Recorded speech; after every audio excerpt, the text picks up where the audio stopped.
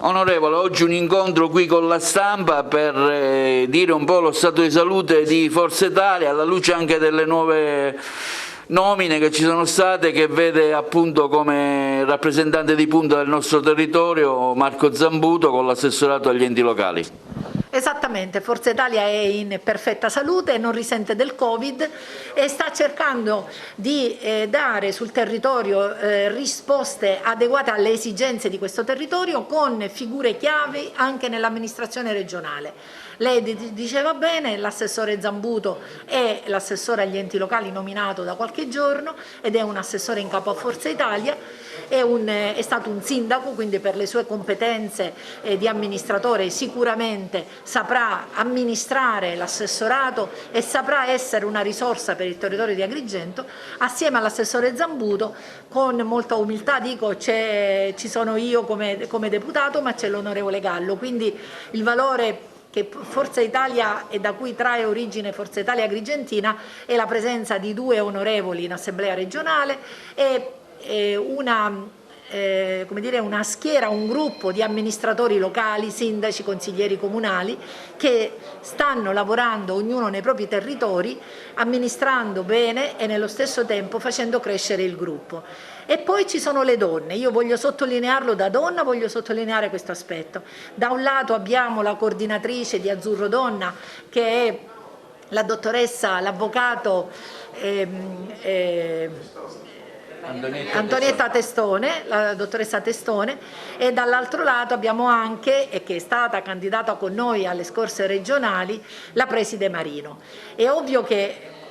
voglio sottolineare la figura delle donne perché solitamente le donne sono quelle più schive ad entrare in politica, ad occuparsi di politica, spesso si abdica a questo ruolo e lo si lascia agli uomini. Ecco, con loro e insieme a loro stiamo lavorando per poter non solo lavorare in questo senso, aggregare quante più donne possibili e il Covid ci ha soltanto impedito di girare per i territori. Noi ci auguriamo che questa pandemia cessi il prima possibile da un lato per non avere ancora tutti questi positivi e tutte queste restrizioni ovviamente, quindi sperando nell'eliminare il virus, ma dall'altro lato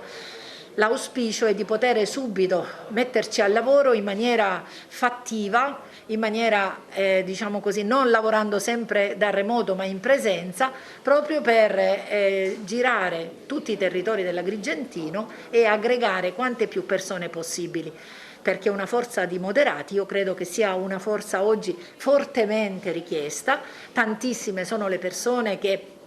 non vogliono gli eccessi e vedono invece in una forza di centro la forza per avvicinarsi alla politica. Noi siamo qui, oggi vuole essere questo un segnale, quindi altro non ho da aggiungere se non un buon lavoro a me va bene, ma soprattutto un grazie a loro perché in questa mia nomina io sono certa che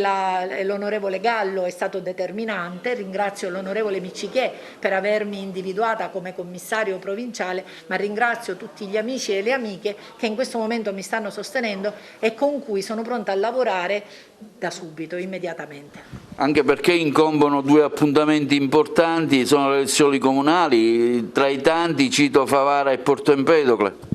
Sicuramente, intanto le amministrative ammesso che si facciano entro giugno e quindi questo pandemia permettendo, ma al di là della pandemia noi dobbiamo lavorare proprio per essere presenti in questi territori. C'è anche Canicattì e poi ci sono piccoli comuni, ricordo anche il mio, Montevago, si vota anche a Montevago, San Biagio, sono tantissimi comuni che vanno al voto. A questo appuntamento Forza Italia si farà trovare coesa, compatta, forte, preparata e con la capacità di coinvolgere, di aggregare e di avere grossi risultati. Un momento importante oggi che segna il rilancio di Forza Italia con la presenza dell'onorevole Margherita La Rocca Ruvolo entrato in Forza Italia. È stata un'operazione fatta dal presidente Micciche, dove ha investito